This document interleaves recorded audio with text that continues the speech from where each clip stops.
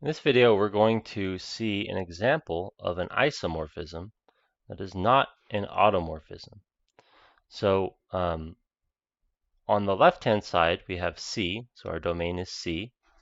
And on the right-hand side, we have the following subfield. Well, it's a subring of matrices. It happens to also be a field, and it's a field because you proved it was a field. So this L is a field with the usual matrix plus and times. And if you've forgotten how to show that's a field, it's always good to go back and revisit things. Go back and check that it's a field. All right, so how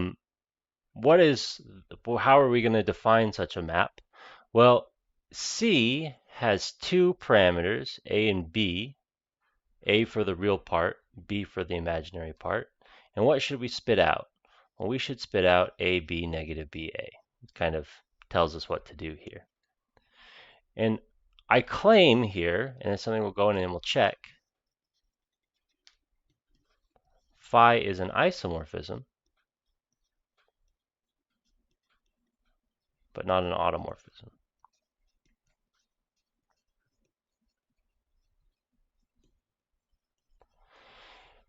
It can't be an automorphism because the sets C and L are different.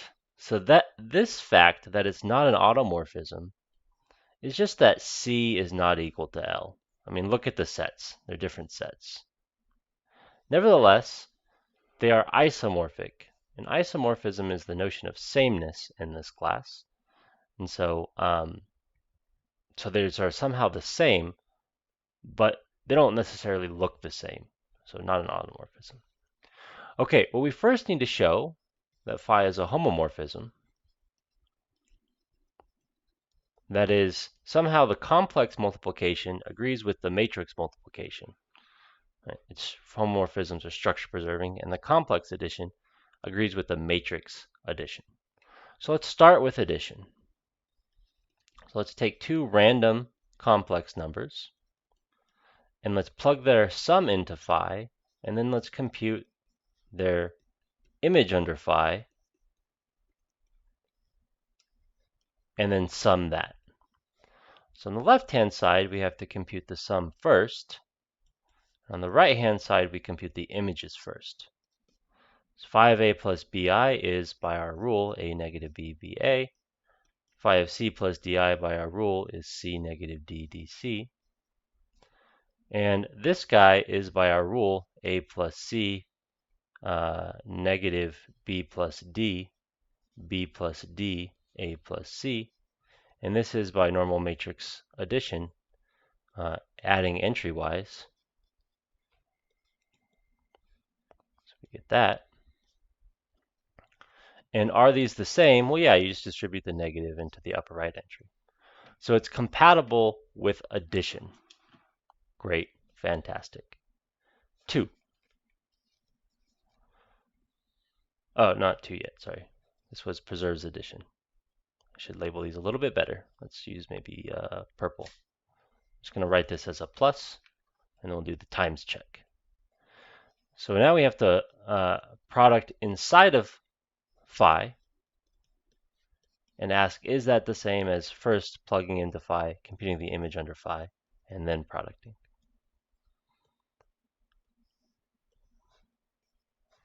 Well, let's do it. So the product of these complex numbers, this should be completely routine by now.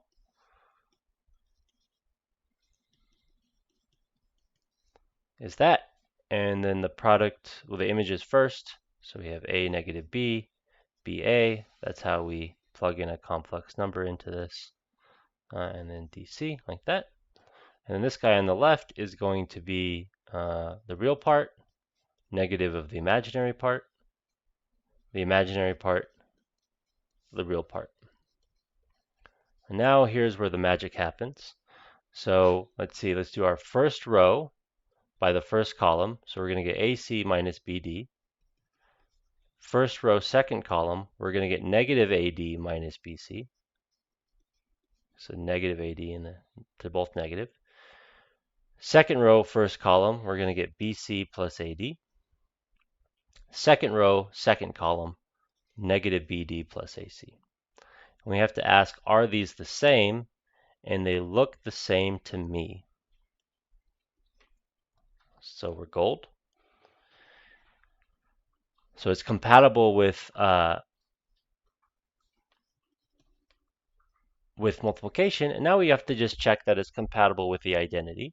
So let's plug in the identity into phi, and the rule is 1, negative 0, 0, 1, which is 1, 0, 0, 1, which is the identity for L. Right? That's the identity matrix. Great. So phi is a homomorphism.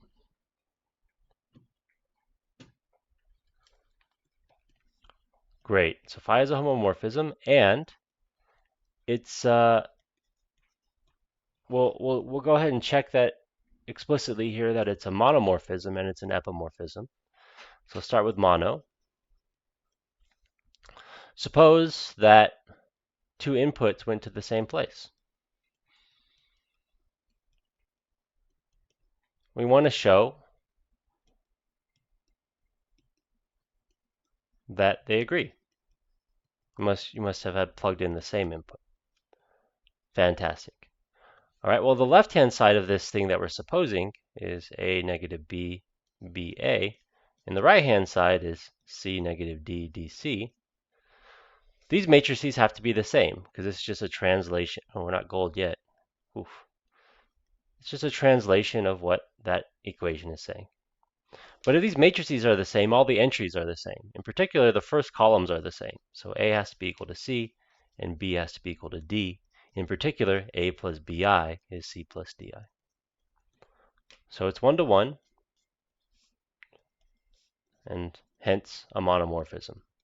A monomorphism, again, I know it's a lot of language, but a monomorphism is just a 1 to 1 homomorphism. All right, so that's an explicit check that it's a monomorphism. Let's do now epimorphism. So given some element A negative B, B A in the codomain, any element, we have to find something that maps to it. Well, what should be the guy that maps to it? Just A plus BI.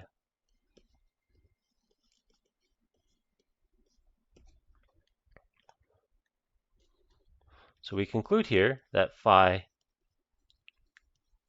is onto, and so an epimorphism, but it's an epimorphism and a monomorphism, so phi is an isomorphism.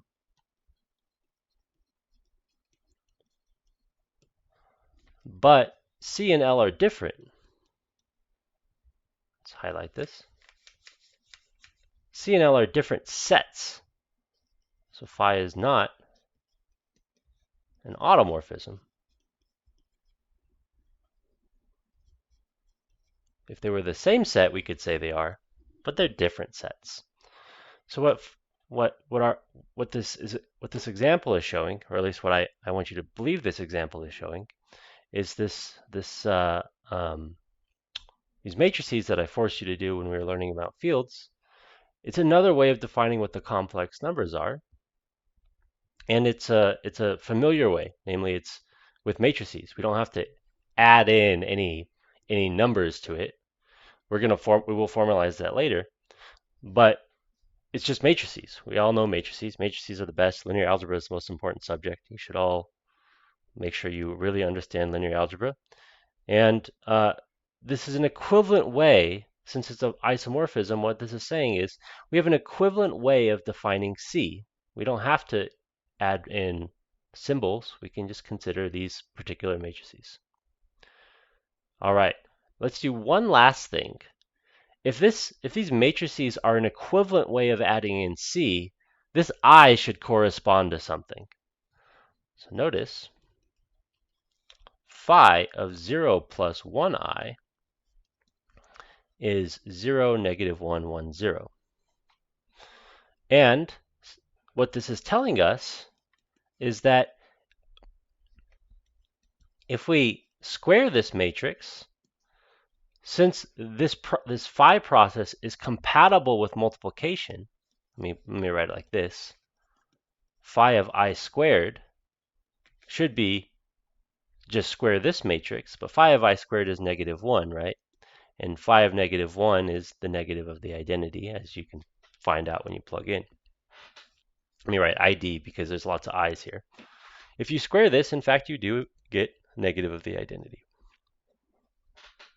So this guy here, this is like the matrix representative of the imaginary number.